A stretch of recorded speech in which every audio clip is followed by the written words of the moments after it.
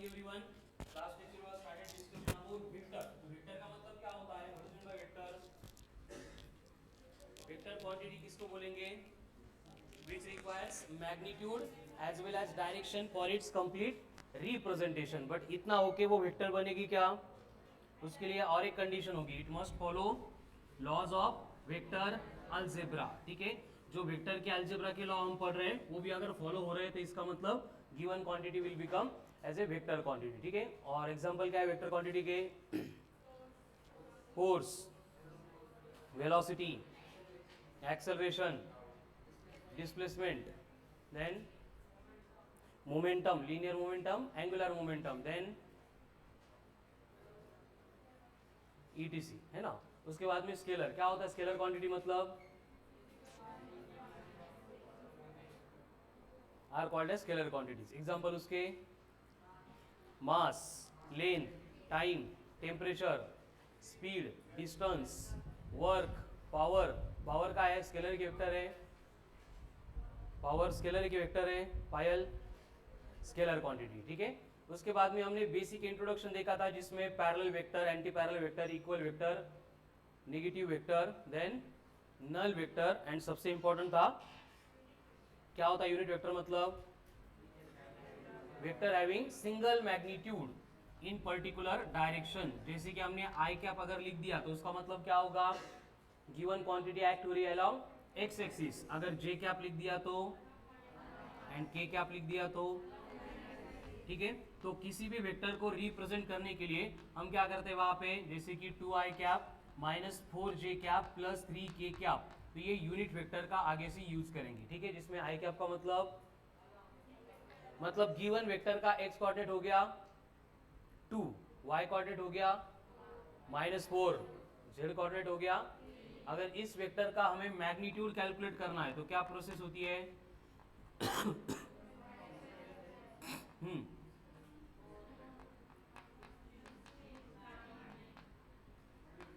Root of 29. And मुझे अगर P vector का यूनिट वेक्टर चाहिए तो क्या होता है formula? Given vector upon magnitude of a vector. तो मैग्नीट्यूड कितना है? 1 upon root of 29. And given vector कौन है? 2i cap minus 4j cap plus 3k cap. ठीक है.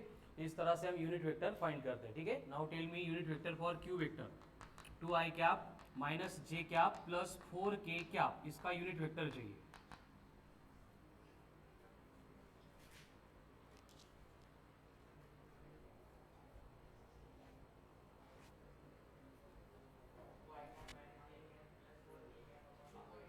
Upon root of 21. मतलब फर्स्ट स्टेप पे हमें क्या करना पड़ेगा?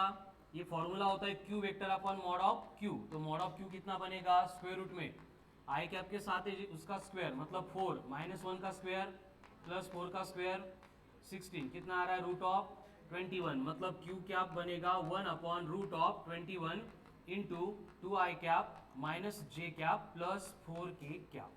ये बन गया unit vector of a given vector. ठीक है. तो इस तरह से हम यूनिट वेक्टर फाइंड करते हैं. यूनिट वेक्टर का काम क्या होता है? Only to represent direction of given vector. म्हणजे बघा जेव्हा आपण फर्दर टॉपिक डिस्कस करेंगे जैसे कि इलेक्ट्रोस्टैटिक्स देख रहे हैं तो इलेक्ट्रोस्टैटिक्स में फोर्स का फॉर्मूला होता है F equals to 1 upon 4 pi epsilon into Q1 Q2 upon.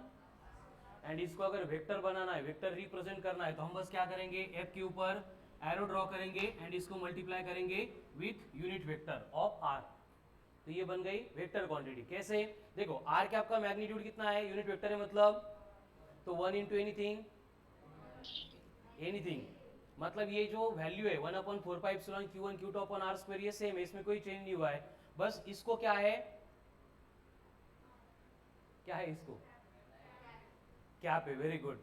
But टोपी नहीं मिनटली. ठीक है. क्या है इसको? डायरेक्शन इन आ रही है का पढ़ने. ठीक है. मैग्नीट्यूड एंड उसके साथ में क्या है? डायरेक्शन है. मतलब इस क्वांटिटी को डायरेक्शन मिल गई मतलब फोर्स क्या हो गया? वेक्टर हो गया. एंड इसको फिर बाद में हम ऐसे भी सिंप्लीफाई कर सकते हैं कि आर कैप इक्वल्स टू होता है आर वेक्टर अपॉन आर. और इसको अगर अबव इक्वेशन में पुट करेंगे तो एफ वेक्टर इक्वल्स टू बनेगा 1 upon 4 pi epsilon into Q1 Q2 upon पहले का आर स्क्वायर इंटू आर मतलब आर क्यूब इंटू बना आर वेक्टर. अभी इसका मैग्नीट्यूड इसका मैग्नीट्यूड सेम रहेगा या डिफरंट रहेगा? इथं आर क्यूब दिसतोय तुम्हाला बट त्यांनी काही फरक पडणार क्योंकि यहाँ पे R cap sorry R vector अपन आर मतलब फिर से क्या बनेगा आर कैप बनेगा, मतलब हम 1 से मल्टीप्लाई कर रहे हैं। इस तरह से कोई भी क्वांटिटी को अगर वेक्टर फॉर्म में रिप्रेजेंट करना है तो हम बस क्या करते हैं उसको यूनिट वेक्टर से मल्टीप्लाई कर देते हैं, ठीक है। तो ये बेसिक इंट्रोडक्शन ऑफ वेक्टर होने के बाद हमने लास्ट लेक्चर में डिस्कशन शुरू किया था अबाउट वेक्टर का अलजेब्रा, है ना। अलजेब्रा में हमने देखा है कि हम वेक्टर की पहले एडिशन देखेंगे, उसके बाद में सब्ट्रैक्शन देखेंगे, उसके बाद में वेक्टर का होगा multiplication and at the end होगा वेक्टर का नहीं होगा। क्यों नहीं होगा? वेक्टर को डिवाइड कैसे करते हैं ये हमें मालूम ही नहीं है, ऐसा है का असं से, ठीक है ना। मतलब मैग्नीट्यूड को डिवाइड कर सकते हैं लेकिन डायरेक्शन को डिवाइड कैसे करेंगे अभी तक हमारे पास इससे रिलेटेड कुछ भी इंफॉर्मेशन नहीं है, ठीक है।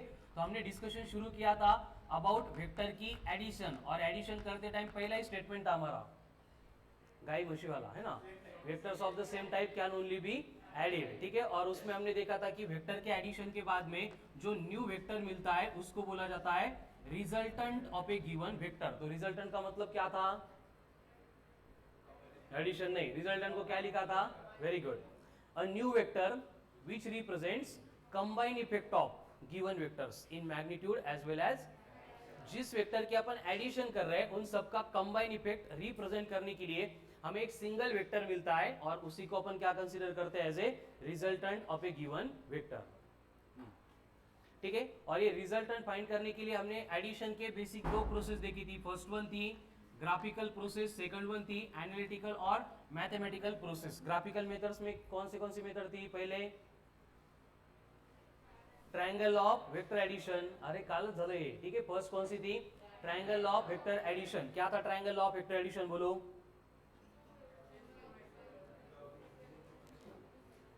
Is called as triangle of vector addition. क्या था triangle of vector addition? If then remaining side of the triangle will represent the resultant of given two vectors, ठीक है। सेकंड वन था पैरा, क्या होता है parallelogram? Law of vector addition. if two vectors are represented by adjacent sides of parallelogram then its diagonal will represent the, but condition क्या है? it must start from same point, जहां से दोनों vector start हुए थे, and at the end आता है polygon law of vector addition. ये कब यूज करना है? अगर वेक्टर के number very good more than 2 है तो। और क्या था पॉलीगॉन लॉ में? If vectors are represented by the opposite नहीं adjacent sides of a polygon taken in same order open polygon then remaining side of the polygon will represent the. ये हो गई ग्राफिकल मेथड जी, आपल्या काहीच कामाची नाही है, ठीक है। उसके बाद में सबसे इंपॉर्टेंट पार्ट था एनालिटिकल मेथड और मैथमेटिकल मेथड, जिसमें हमने देखा था कि हर बार जब भी दो वेक्टर दिए जाएंगे उनका रिजल्टेंट कैलकुलेट करने के लिए हमारे पास एक ही फॉर्मूला है, r equal to square root of P square plus Q square plus 2pq cos of theta. अगर दोनों वेक्टर को p अँड q बोला आहे तो, ठीक आहे। आता इथून पुढे लक्षात ठेवायचं कधी पण कंप्लीट सिलेबस मध्ये आपल्याला जर दोन गिवन वेक्टरचा रिझल्टंट म्हणजे त्यांच्या ऍडिशन नंतर येणाऱ्या वेक्टरचा मॅग्निट्यूड पाहिजे असेल तर आपण काय करणार? Always r equal to root of P square plus Q square plus 2pq cos theta. क्या करेंगे? r equals to root of P square plus Q square plus r equals to root of Payal stand up. How to find magnitude of two vectors? नहीं Harshvardhan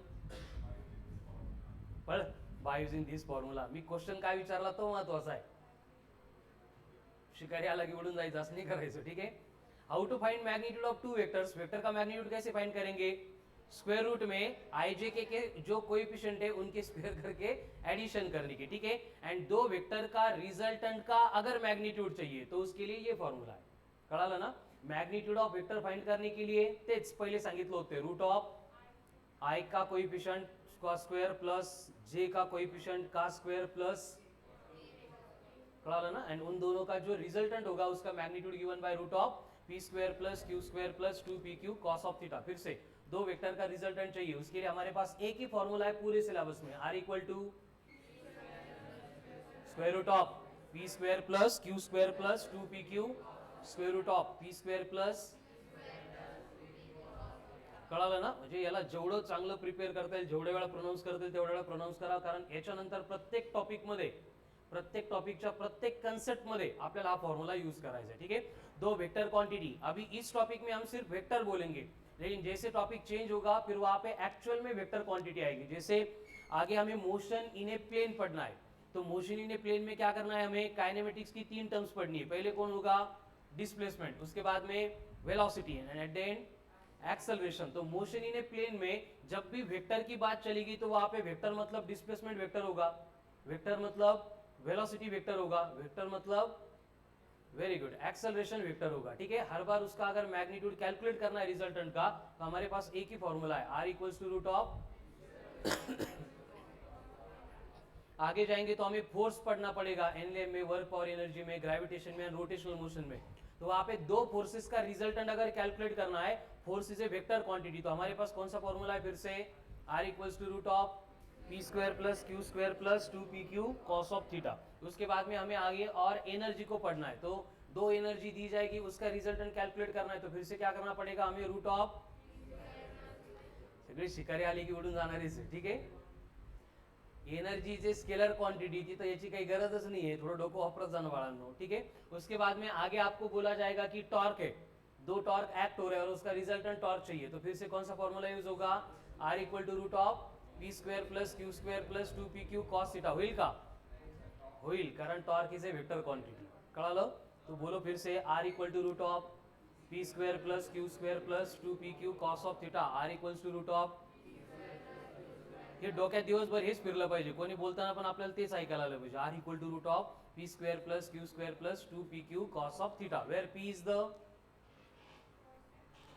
magnitude of first vector, q is the and theta is the angle between two vectors. जैसे कि आपको बोला है कि एक vector है जिसका मैग्नीट्यूड है 3 न्यूटन, दूसरा वेक्टर है जिसका मैग्नीट्यूड है 4 newton, acting at an angle of 60 degree, then find the resultant. करो फाइंड.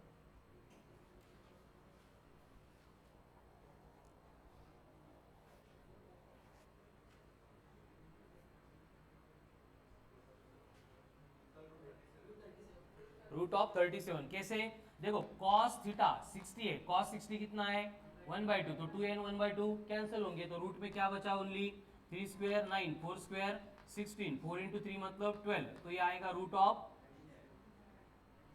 37. ये हो गया रिजल्टेंट इन दिस केस. ठीक है, अगर सेम वेक्टर है और आपको बोला है कि they are acting at an angle of 90 degree, then find their resultant.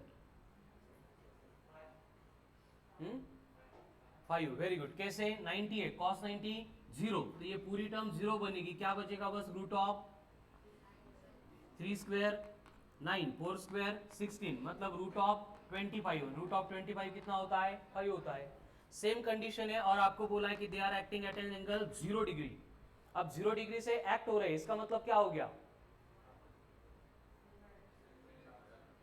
क्या हो गया, पैरेलल एक दूसरे को, मतलब acting in the same direction है. ऐसे बोलेंगे तो भी एंगल 0 डिग्री है. ठीक है, are parallel to each other, ऐसे बोलेंगे तो भी एंगल 0 डिग्री है. तो आर कितना होगा, करो फाइंड.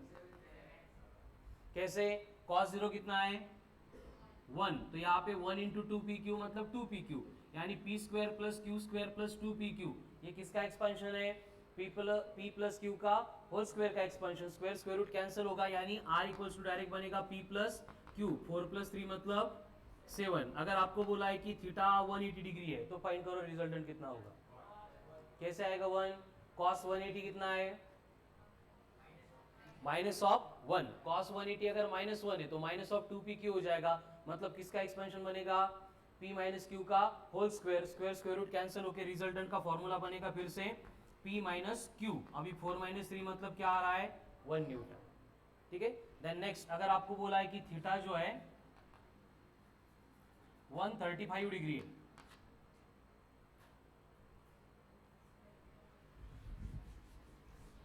एक 2 मिनट. हाँ, देखो ये फॉर्मूला यूज करते टाइम हमें हर बार कॉस का यूज करना पडेगा.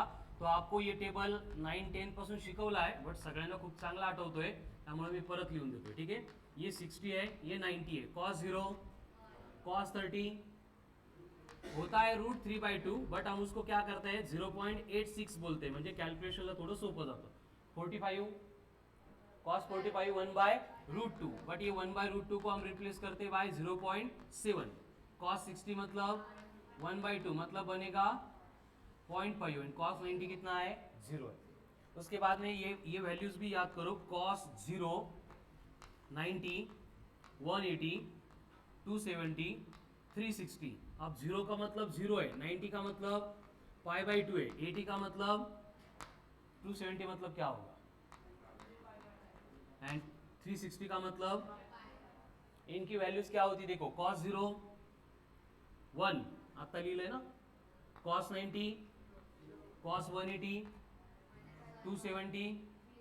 आगे अगर और एंगल दिए तो ये ऐसे चलता रहता है. ठीक है, 1 0 -1 0 +1 0 -1 0 +1 0.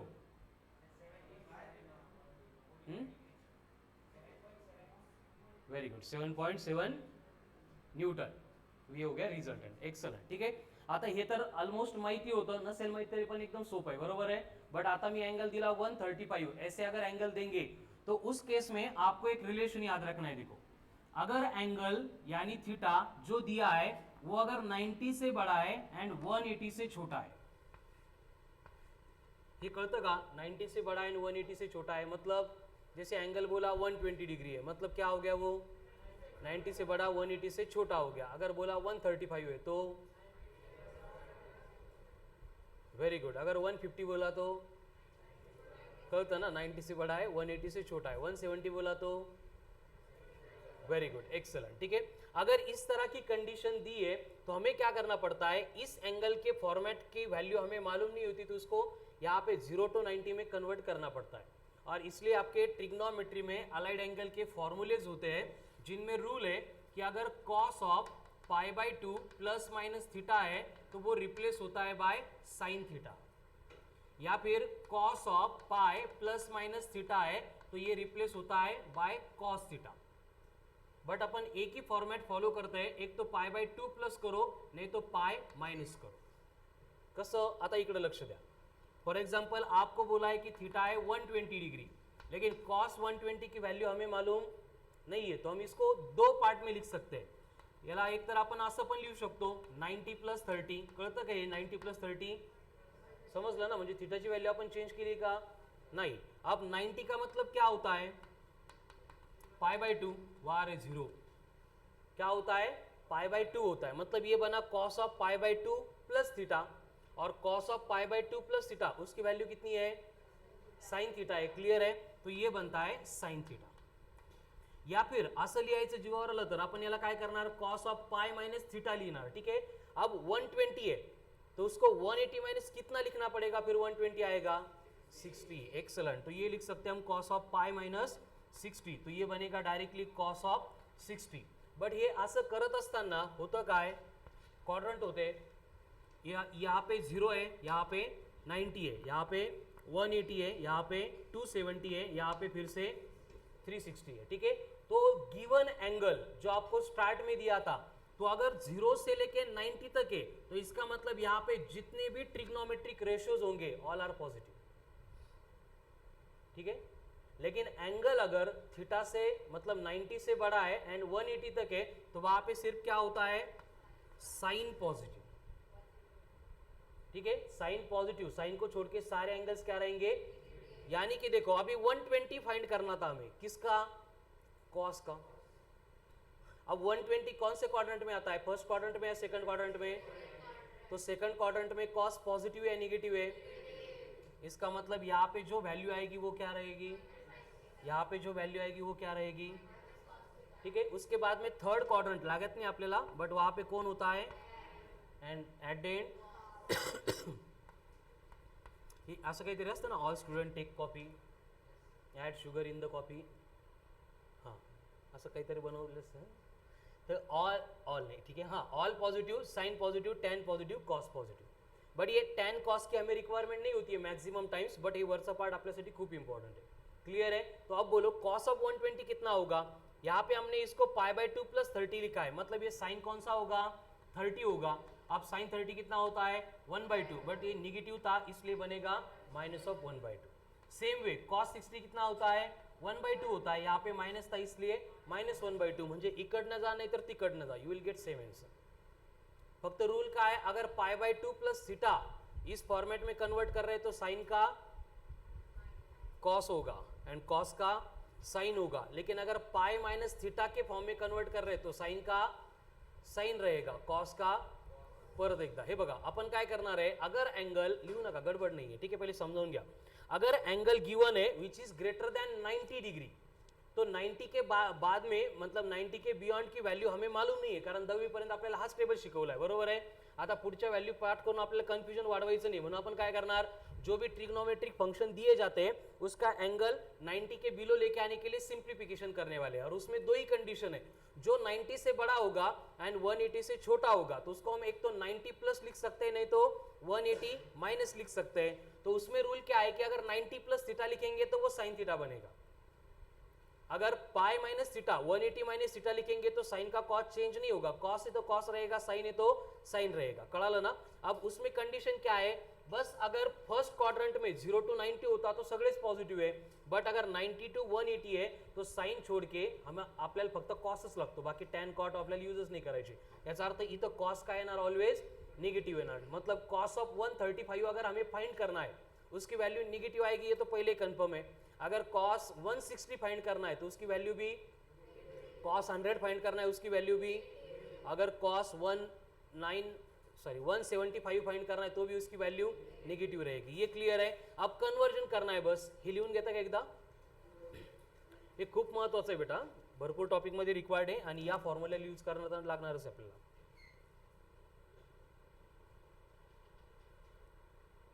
फाइल कळते का,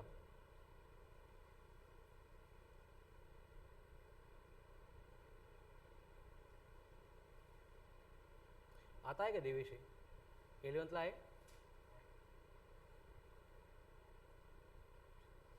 किती लोकांचं बोर्ड साठी मॅथ्स आहे, नीट प्रिपेअर कर रहे और बोर्ड के लिए मॅथ्स आहे,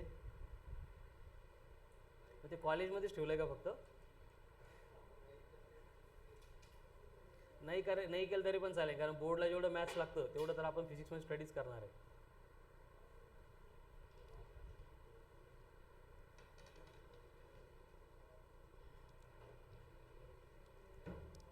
हो गया,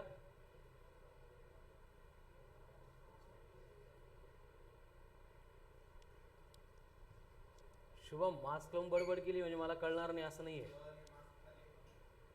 बडबड नाही केली तू आता, एक शब्द पण नाही बोलला,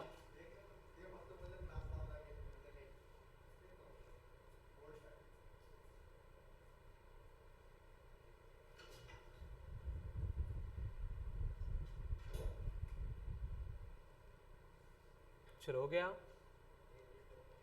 यस नो,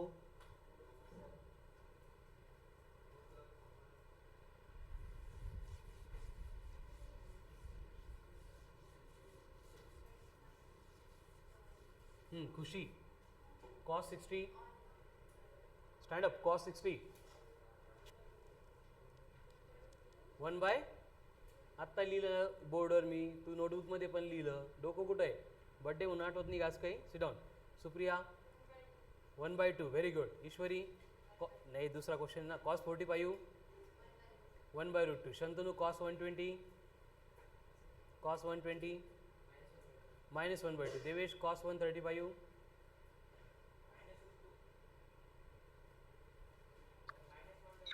-1/√2, ठीक है। कैसे, देखो अगर cos ऑफ 120 दिया है तो उसको क्या करना पड़ेगा, हमें दोन ऑप्शन आहेत आपल्याकडे, एक तर असं लिहू शकतो cos ऑफ π/2 + 30, या फिर cos ऑफ π - 60। तो अगर π/2 + थीटा कर रहे हैं तो cos का बनेगा साइन, तो ये बन गया sin 30, बट π/2 प्लस है मतलब सेकंड क्वाड्रेंट में आ रहा है, मतलब ये निगेटिव रहेगा, तो ये बनेगा -1/2। अब यहाँ पे देखो cos ऑफ पाई माइनस कर रहे हैं तो cos का cos ही रहेगा, तो ये बनेगा cos ऑफ 60, बस सेकंड क्वाड्रेंट इसलिए निगेटिव रहेगा, तो -1/2, क्लियर है। उसके बाद में आपको बोला है कि cos ऑफ 135 है, करो सिंप्लीफिकेशन, उसका क्या आता है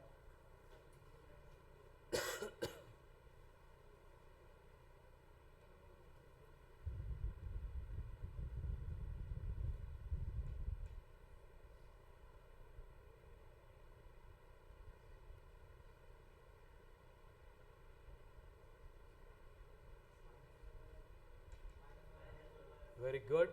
क्या कर सकते हैं इसको, एक तो ऐसे लिख सकते हैं cos of pi by 2 plus 45 या फिर cos ऑफ पाई मायनस 45। हे ॲडिशन करायची फक्त, येते ना ॲडिशन सगळ्यांना, 90 प्लस 45 135 या फिर 180 माइनस 45 अगेन 135, ठीक है। तो ये cos of pi by 2 plus theta था, मतलब बनेगा sine of theta, but minus रहेगा क्योंकि सेकंड क्वाड्रेंट में ये cos 45 ही रहेगा बट माइनस रहेगा, ठीक है। दोनों की वैल्यू कितनी है, minus of 1/√2, minus of 1/√2, clear है। चलो अभी अपने फॉर्मूले के ऊपर आते हैं। Resultant of two vector is given by r equals to root of p square plus q square plus 2pq cos of theta, r equals to root of p square plus q square plus 2pq cos of theta, r equals to root of if two vectors having same magnitude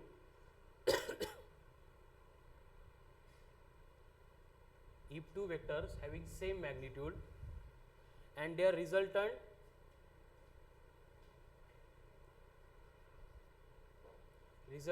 also have same magnitude as of the given vector, then find angle between two vectors। पहले question की meaning समझ में आनी चाहिए।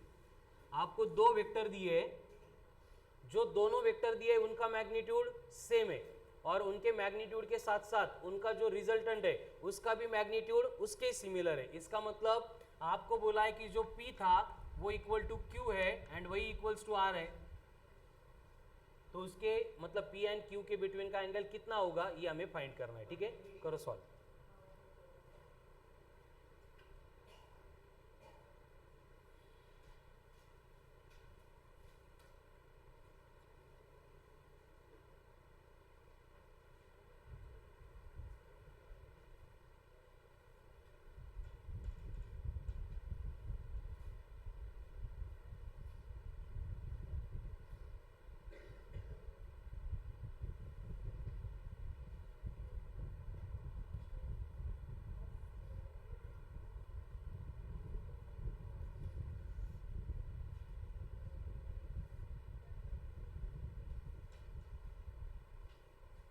Four to six में कितने लोगों के लेक्चर है आज?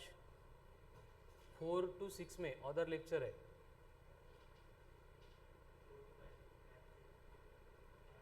हाँ किती वाजता? 4ला, ठीक है। ये तीनों को छोड़ के बाकी लोग जो वेक्टर की कंसेप्ट एप्लीकेशन 2 आज कंप्लीट होने वाली है उसके solve example and concept application 2, इसको हम आज 4 PM to 6 PM सॉल्व करने वाले, ठीक है। ईच क्वेश्चंस मैं बोर्ड पे सॉल्व करके एक्सप्लेन करूंगा। जिनके अदर लेक्चर्स है उनको आने की रिक्वायरमेंट नहीं है, मैं रिकॉर्डेड लेक्चर आपको सेंड करूंगा, ठीक है। ज्यांना पॉसिबल आहे they do come. And 1 to 3 मध्ये विचारायचं नाही, मग तिकडे यायचं नाही म्हणून, ते रेग्युलर है, ठीक है। नेक्स्ट, अब देखो P equals to Q equals to R बोला है, हमारे पास रिजल्टंट का एक ही फॉर्मूला है। अनिरुद्ध उद्यापासून झोपायचे ते पण घेऊन बेड वगैरे पण, ठीक है। R equals to root of P square plus Q square plus 2pq cos of theta. अब क्वेश्चन में बोला है R भी R है, P भी R है, Q भी R है, तो हम सबको R से रिप्लेस कर सकते हैं। यानी हम यहाँ पे ऐसे लिख सकते हैं कि R इक्वल टू P की जगह पे लिखू शकतो कारण दोन्ही इक्वल आहेत, plus plus cos of theta. He step कळाली बघा सगळ्यांना। अभी हम क्या करेंगे, सिंप्लीफिकेशन के लिए दोनों साइड में स्क्वायर करेंगे, तो R का स्क्वायर R स्क्वायर, यहाँ पे स्क्वायर करेंगे मतलब स्क्वायर रूट निकल जाएगा। हे माहिती आहे सगळ्यांना, स्क्वायर केला म्हणजे स्क्वायर रूट जातो, व्हेरी गुड। अब यहाँ पे R square plus R square, तो ये हो गया 2R square plus 2R square cos of theta, clear है। अभी यहाँ पे प्लस 2R स्क्वायर है, इधर आने के बाद तो R square minus 2R square, ये बन गया minus of R square equals to 2R square into cos of theta, R square, तो ये क्या हो गया minus of 1/2 is equals to cos of theta, यानी थीटा कितना होगा, थीटा इक्वल्स टू होगा cos inverse of minus of 1/2। आता आत्ताच आपण सॉल्व केलं होतं, कॉस ऑफ 120 की वैल्यू होती है माइनस ऑफ 1/2, मतलब उनके बिटवीन एंगल कितना हो गया 120 degree. Theta equals to 120 degree, ये स्टैंडर्ड रिलेशन है, इसको स्टार मार्क करके लिखना है और याद करना है कि दो वेक्टर उनका रिजल्टेंट का मैग्नीट्यूड सेम है तो ऑलवेज उनके बिटवीन एंगल कितना आएगा 120, ठीक है। या फिर लिख लो स्टेटमेंट, इफ नाहीतर जो क्वेश्चन होता का त्यालाच हायलाइट करा आणि उसके आगे लिख दो then angle between two vector is 120. कळालं सगळ्यांना?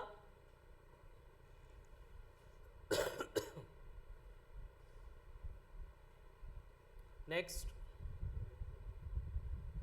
आज 4 to 6 सगळे या, कळालं ना? कारण वेक्टरची कन्सेप्ट ॲप्लिकेशन 2 आणि सॉल्ट एक्झाम्पल आजच क्लिअर होईल.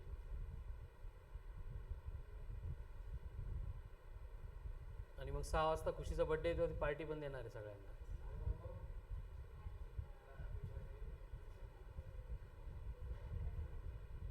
Next write down with star mark. अब यहाँ पे जो रिलेशन हमने देखा थीटा 120, अजून एक असंच इंपॉर्टंट रिलेशन है, स्टार मार्क करके लिखो. इफ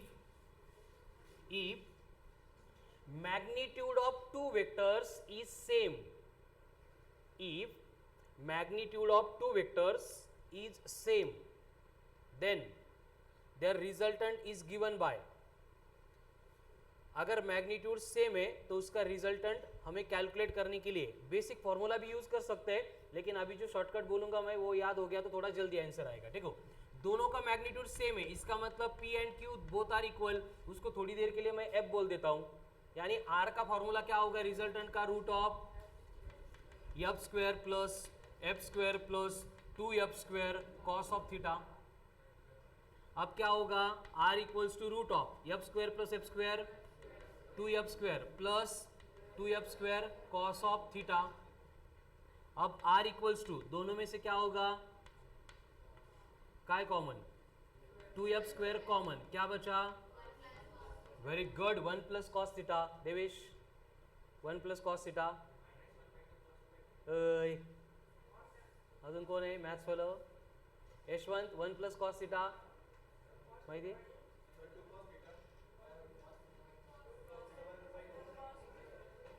नशीब चांगलं होतं कोरोना आला. हां Khushi, very good. 1 plus cos theta equals to होता है 2 cos square theta by 2. 1 plus cos theta क्या होता है? 2 कॉस स्क्वायर थीटा बाय 2. बरोबर होतं तुझं है ना? नाही हो ना ईश्वरी सर? R इक्वल्स टू, फिर ब्रैकेट में क्या होगा? देखो 2F स्क्वायर पहले से था, अब 1 plus cos theta replace by क्या होगा? 2 कॉस स्क्वायर थीटा बाय 2. अब यहाँ पे 2 इंटू 2 मतलब 2 स्क्वायर हो जाएगा, रूट के बाहर आएगा तो 2, F स्क्वायर है बाहर आने के बाद into cos of theta by 2. मतलब अगर दो वेक्टर का मैग्नीट्यूड सेम है तो पूरी प्रोसेस फॉलो करने की रिक्वायरमेंट नहीं, डायरेक्ट क्या करेंगे? 2F 2F 2F 2F 2F 2F 2F 2F cos of theta by 2 हो जाएगा. देवेश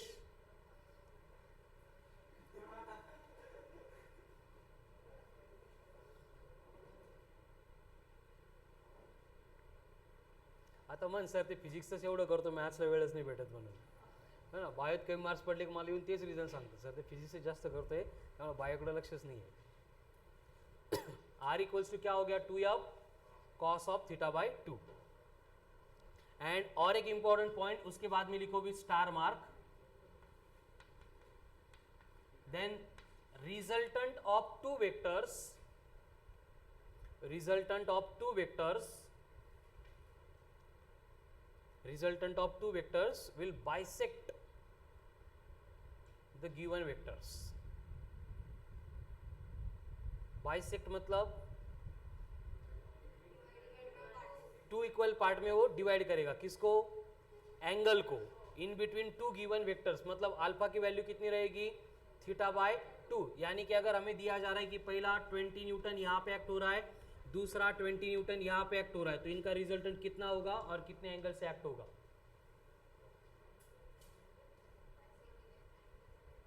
क्वेश्चन है, बघू नका असं. 20 न्यूटन है, 20 न्यूटन है, इनका रिजल्टेंट का मैग्नीट्यूड क्या होगा और वो कहाँ पे एक्ट होगा? पहले तो बाइसेक्ट करेगा मतलब थीटा बाई 2, 90 बाई 2 मतलब ये बनेगा 45 डिग्री. और मैग्नीट्यूड कैलकुलेट करने के लिए 2F cos of theta by 2. Theta कितना है? 90, 90 by 2 45, cos of 45 1 by root 2, 2F by root 2 मतलब 20 रूट 2. ये हो गया रिजल्टेंट, मैग्नीट्यूड एंड उसकी डायरेक्शन. ठीक है. नेक्स्ट स्टार मार्क करके लिखो नेक्स्ट पॉइंट, इफ, नाही इफ नका लिहू, फक्त स्टार मार्क करून लिहा की resultant of two vector will be maximum, resultant of two vector will be maximum when two vectors are parallel to each other or two vectors are acting in the same direction. Statement की meaning समझ में आ रही है क्या? देखो, दो vector given है आपको और बोला है कि उनका जो रिजल्टेंट रहेगा उसका मैग्नीट्यूड मैक्सिमम रहेगा कब? If they are acting in the same direction और they are parallel to each other. अगर सेम डायरेक्शन में एक्ट हो रहे हैं मतलब एक दूसरे को पैरेलल है, यानी थीटा कितना होगा? 0 डिग्री. तो उस केस में जो भी वैल्यू बनेगी आर मैक्स रिजल्टेंट की, वो डायरेक्टली कितनी होगी? Equal to A plus B. कसं येईल हे? A plus B root of A square plus B square plus 2ab cos theta. Theta 0 है, कॉस 0 1 है, तो ब्रैकेट में आएगा A square plus B square plus 2ab which is expansion of A plus B का whole square. Square square root cancel होके क्या बचा? R max equals to A plus B. मतलब गिवन वेक्टर का मैग्नीट्यूड ए प्लस बी से ज्यादा कभी नहीं हो सकता. मतलब आपको बोला है कि पहला वेक्टर 2 न्यूटन है, तीसरा वेक्टर दूसरा वेक्टर 3 न्यूटन है, तो इसकी मैक्सिमम वैल्यू कितनी पॉसिबल है? अगर क्वेश्चन के ऑप्शन में दिया है कि 6 न्यूटन या फिर 8 न्यूटन या फिर 7 न्यूटन, तर या व्हॅल्यू कधीच नाही येऊ शकत, काही झालं तरी पण. कळालं ना? क्योंकि मैक्सिमम वैल्यू वेक्टर की कितनी पॉसिबल है? डायरेक्टली ए प्लस बी, उनकी एडिशन. इसके बियॉन्ड वेक्टर कभी नहीं हो सकता रिजल्टेंट. ठीक है, next point with star mark. हे लिहिलं का? Next point with star mark. Resultant of two vectors will be minimum. Resultant of two vectors will be minimum if two vectors are acting in the opposite direction or are anti-parallel to each other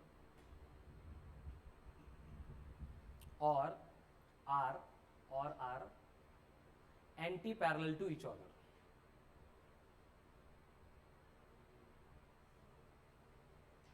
ठीक है, अब अगर anti parallel है या फिर opposite direction है, इसका मतलब थीटा कितना रहेगा? और cos 180 कितना था? -1 था, तो root of A square plus B square minus of 2ab किसका एक्सपेंशन है? a माइनस बी का होल स्क्वायर. यानी r मिनिमम कितना रहेगा? Directly a minus b. यानी रिजल्टेंट की जो वैल्यू है इससे कम नहीं हो सकती.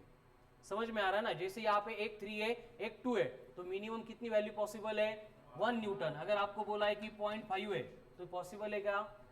ठीक है, इसका मतलब हम यहाँ पे दोनों के ऊपर से कंक्लूड कर सकते हैं कि रिजल्टेंट ऑफ ए वेक्टर ये जो है ये ऑलवेज लेस देन और इक्वल टू रहेगा a प्लस बी, या फिर ग्रेटर देन और इक्वल टू रहेगा a माइनस बी. इसके बाहर रिजल्टेंट की वैल्यू पॉसिबल नहीं है.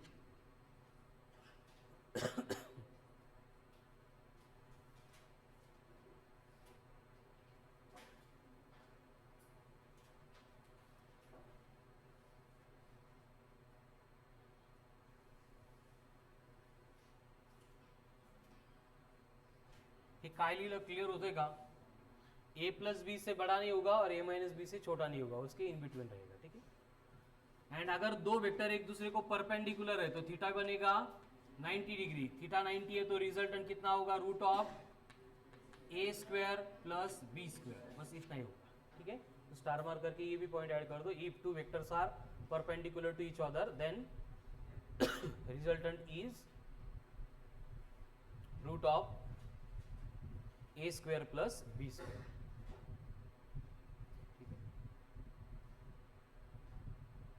नेक्स्ट, अब एक थोड़ा सा लॉजिकल पार्ट देखो, बस मैं एक्सप्लेन करता हूं, एज इट इज याद करना है. हम प्रूव भी कर सकते हैं उसको, लेकिन रिक्वायरमेंट नहीं है. जैसा कि ये वेक्टर है जिसका मैग्नीट्यूड है 14 न्यूटन एंड ये दूसरा वेक्टर है जिसका मैग्नीट्यूड है 4 न्यूटन. दो वेक्टर है और इनके बिटवीन का एंगल आपको दिया है थीटा. तो इनका जो रिजल्टेंट होगा वो 4 के पास होगा या 14 के पास होगा? कळतंय ना? हा टेबल आहे, आपण इकडे 20 न्यूटन निवडतोय आणि तिकडे 4 न्यूटन निवडतोय. टेबल कुठे जाणार आहे? जिस तरफ फोर्स का मैग्नीट्यूड ज्यादा होगा रिजल्टेंट उसी साइड में जाएगा.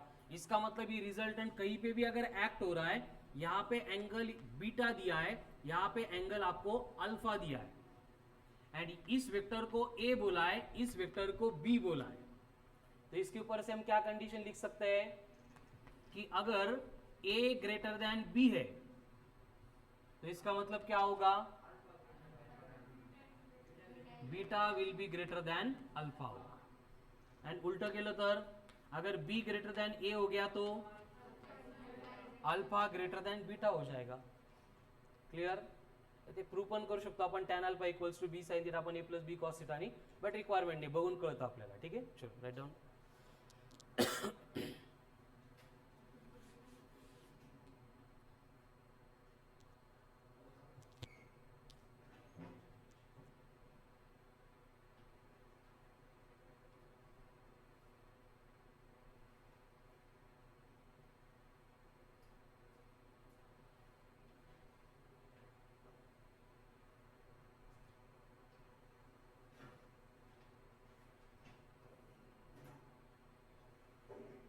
ठीक है, सो ये हो गया important part related to addition of vectors. ठीक है, इसके क्वेश्चन की पूरी प्रैक्टिस अभी बाकी है, 4 to 6 में आएंगे.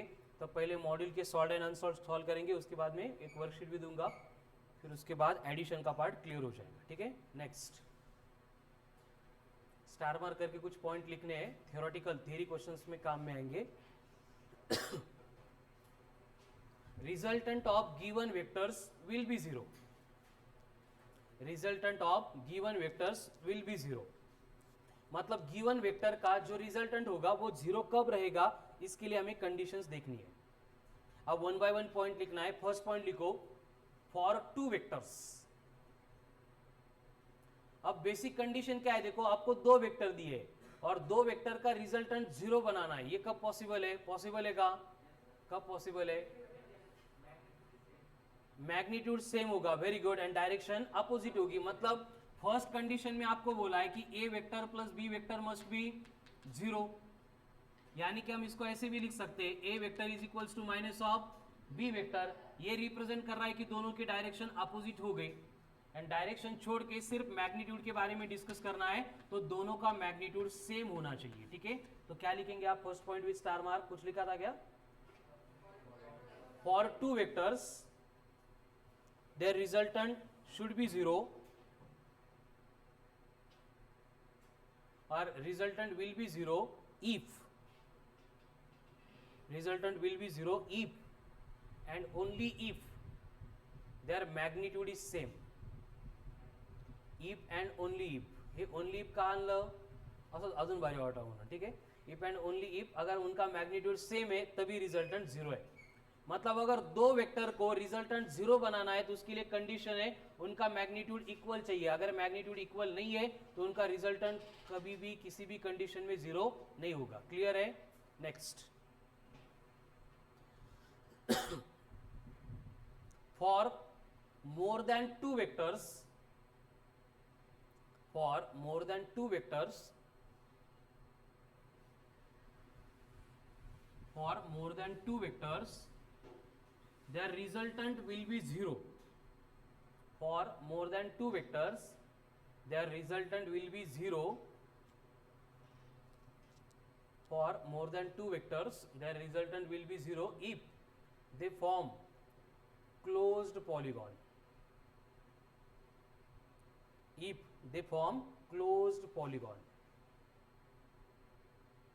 मतलब गिवन वेक्टर को मिला के अगर हम पॉलीगॉन ड्रॉ करने जाएंगे और वो पॉलीगॉन अगर ओपन बनता ही नहीं है, क्लोज पॉलीगॉन ही है, मतलब पहला वेक्टर ऐसा है, दूसरा वेक्टर ऐसा है एंड तीसरा वेक्टर ऐसा है, और इनको ज्वाइन करके अगर हम पॉलीगॉन बना रहे हैं तो ये फर्स्ट वेक्टर हो गया, ये सेकंड वेक्टर हो गया एंड ये थर्ड वेक्टर हो गया. तो इन्होंने क्या फॉर्म किया?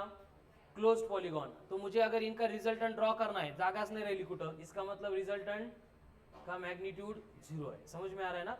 अगर given vector close polygon form कर रहे हैं तो इसका मतलब उनका रिजल्टेंट 0 है। अगर given vectors closed polygon form कर रहे हैं तो इसका मतलब उनका रिजल्टेंट 0 होता है। ठीक है, तो आगे लिखो स्टार मार्क करके।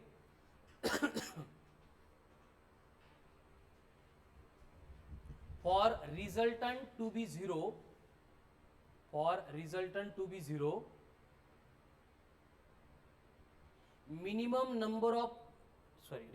minimum requirement of vector will be 2. For resultant to be 0, minimum requirement of vectors is 2. समझ में आ रहा है ना? मतलब रिझल्टंट को 0 बनाने के लिए एटलीस्ट 2 वेक्टर चाहिए, एक वेक्टर कधी स्वतःला 0 बनवू शकत नाही। कळालं ना? उसके बाद में नेक्स्ट पॉइंट लिखो, for resultant to B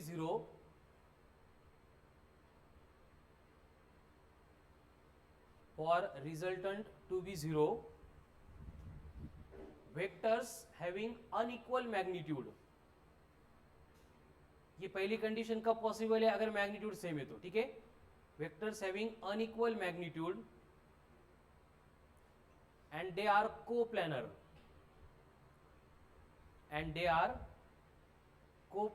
coplanar का मतलब एक ही प्लेन में, मतलब हॉरिजॉन्टल प्लेन में तो हॉरिजॉन्टल प्लेन में, वर्टिकल प्लेन में तो वर्टिकल प्लेन में है। क्या लिखा है?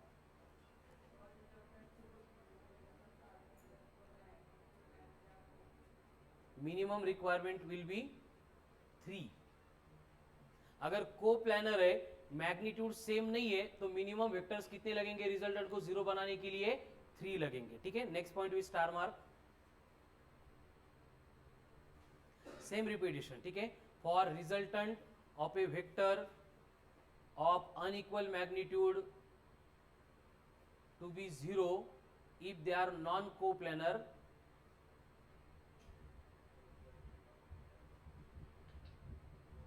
for resultant of vectors of unequal magnitude and non coplanar। अब नॉन कोप्लेनर मतलब 2 हॉरिजॉन्टल प्लेन में एक्ट हो रहे हैं एंड तीसरा वर्टिकल प्लेन में से एक्ट हो गया, मतलब उनका प्लेन बदल गया। तो इस तरह से अगर नॉन कोप्लेनर वेक्टर है तो minimum number of vectors required will be 4। Confusing है, आता लिहायला बरं वाटतं। ठीक है ना, जब क्वेश्चन आएगा तो कंफ्यूज करेगा। मिनिमम रिक्वायरमेंट कितनी है? 2। कब? अगर कुछ भी कंडीशन दी नहीं है तो। लेकिन अगर बोला है, स्पेसिफाई किया है कि उनका मैग्नीट्यूड सेम नहीं है, तो मिनिमम रिक्वायरमेंट कितनी है? 3। अगर प्लेन के बारे में नहीं बोला है तो। एंड अगर बोला कि नॉन कोप्लेनर है तो, मैग्नीट्यूड अनइक्वल है तो 4। ठीक है, राहील लक्षामध्ये? नेक्स्ट, अभी और एक सिंपल कंडिशन मी एक्सप्लेन करतोय बोर्डवर। सिंपल आहे, कन्फ्युजिंग वाटते बट कन्फ्यूज होऊ नका। ठीक आहे, write down, if 3 vectors forms a closed polygon,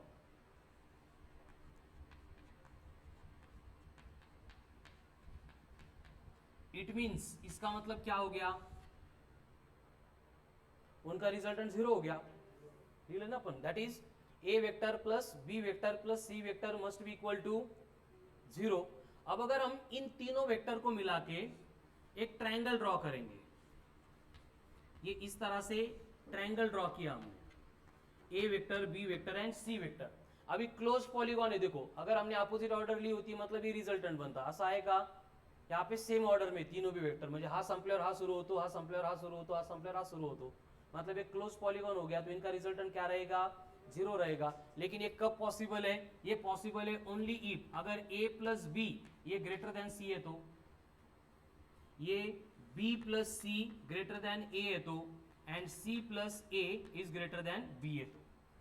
समझ में आ रहा है ना? मतलब ये पॉसिबल कब है? अगर किसी भी 2 वेक्टर के मैग्नीट्यूड की सम ग्रेटर है थर्ड वेक्टर से, then and then only if उनका जो रिजल्टेंट है वो क्या बनेगा?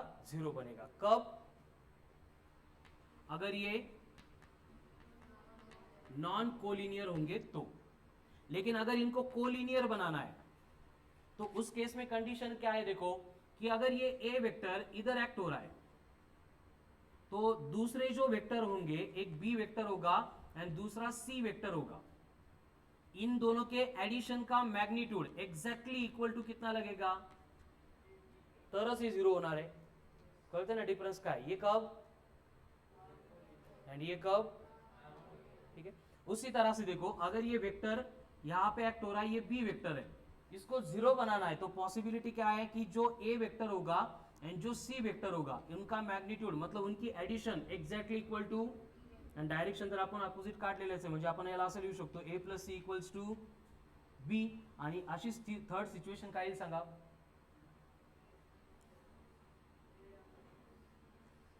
ए plus B equal to C. Clear है, ये किसके लिए एप्लीकेबल है, कोलिनियर। ये किसके लिए, कळतं का, खूप सिंपल स्ट्रेट फॉरवर्ड आहे बघा, नंतर कन्फ्यूज करतं त्यामुळे आत्ताच व्यवस्थित बघून घ्या। अगर नॉन कोलिनियर है तो किसी भी दो वेक्टर की सम तीसरे से बड़ी चाहिए, कोलिनियर है तो एग्जैक्टली इक्वल चाहिए। दोनों इक्वेशन को अगर अपन कंपेयर करेंगे, कंबाइन करेंगे, तो हम ऐसे लिख सकते हैं कि A plus B must be greater than equal to C. Equal होगा तो भी चलेगा, इक्वल है मतलब कोलिनियर है, नॉट इक्वल है मतलब, ठीक है। उसके बाद में क्या लिख सकते हैं हम, b plus C must be greater than equal to a and c plus a must be greater than equals to b. ये किसके लिए कंडीशन हो गई, फॉर 3 कोप्लेनर वेक्टर्स, त्यांचा रिजल्टंट 0 असेल, कब, अगर ये कंडीशन सेटिस्फाई कर रही है तो। अब ये 3 वेक्टर के लिए हो गया, अगर कोप्लेनर है तो सेम कंडीशन हम अप्लाई कर सकते हैं किसके लिए, 4 वेक्टर। 4 वेक्टर मतलब वो नॉन कोप्लेनर होंगे, जैसे कि 4 vector A B C D है, तो क्या होगा उसके लिए कंडीशन, देखो A plus B plus C must be greater than equal to, उसके बाद में a plus B plus D must be greater than equal to, then b plus C plus D must be greater than equal to, then अजून कोण राहिलं b, a plus C plus D must be greater than equal to b। ये कितने vector के लिए, 4 vector के लिए condition होगी। क्लियर आहे, एकदम स्ट्रेट फॉरवर्ड आहे बघा, फक्त नंतर क्वेश्चन सोडवताना थोडं कन्फ्यूज होतं, त्यामुळे आजच आपण याची प्रॅक्टिस केली की हे परत कन्फ्यूज करणार नाही, ठीक आहे। चलो हो गया लिख के, हो एक 5 मिनिट जायचं होता, रेकॉर्डेड पाठवतो।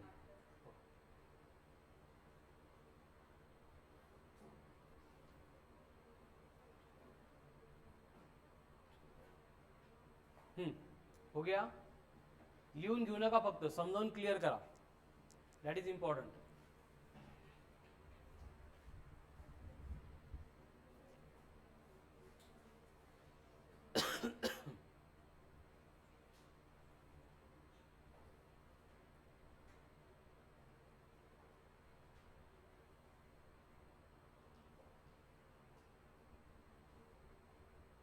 भगत बडबड न करू,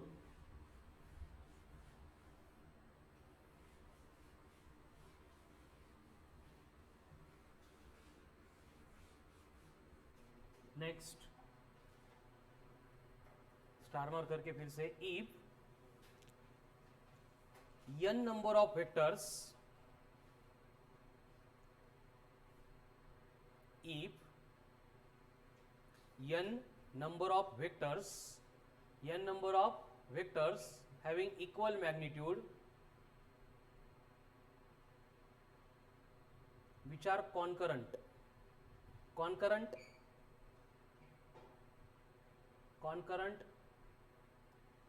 मतलब एक पॉइंट में से एक्ट हो रहा है या फिर एक पॉइंट पे एक्ट हो रहा है, ठीक है, which are concurrent, then their resultant will be 0,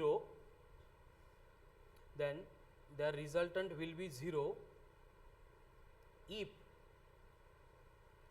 angles between them is same, angle between them is same।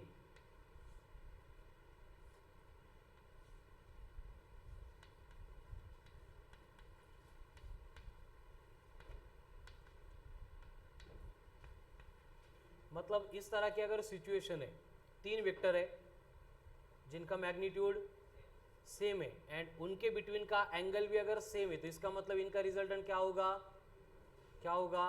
0 होगा, ठीक है। क्यों 0 होगा, अगर इनको मिला के हम कोई पॉलीगॉन बना लेंगे, जैसे कि ये फर्स्ट वेक्टर है, उसके बाद में यहाँ पे ये सेकंड वेक्टर है एंड इसके बाद में ये थर्ड वेक्टर है, तो ये तीनों मिला के क्या फॉर्म कर रहे हैं, क्लोज्ड पॉलीगॉन, मग असे 3 असू द्या नाही तर 30 असू द्या, हर बार क्या बनता है, क्लोज्ड पॉलीगॉन बनता है, इसलिए इनका रिजल्टेंट क्या रहेगा, 0 रहेगा। एक तो ऐसे भी फाइंड कर सकते हैं, नहीं तो हम इनको कंपोनेंट, लेकिन कंपोनेंट बाकी है, जब कंपोनेंट लेंगे तो फिर से इसको एक्सप्लेन करूंगा, ठीक है।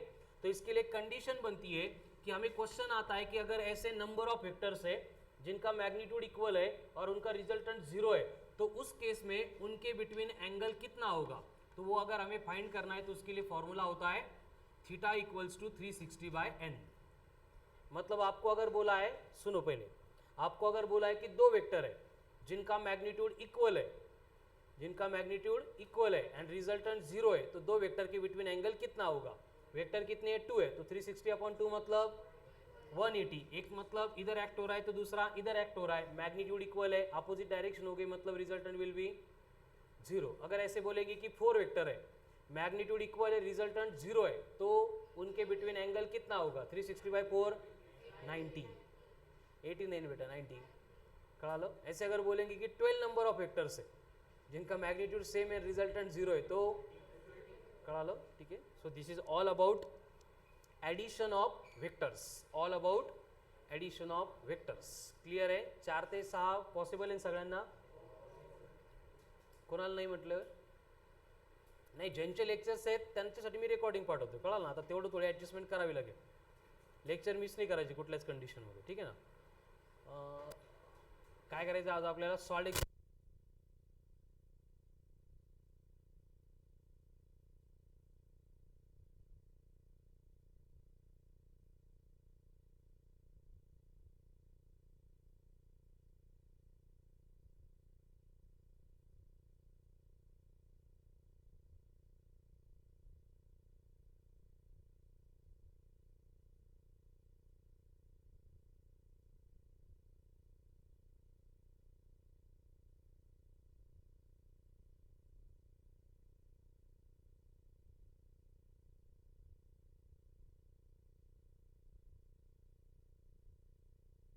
Recording stop.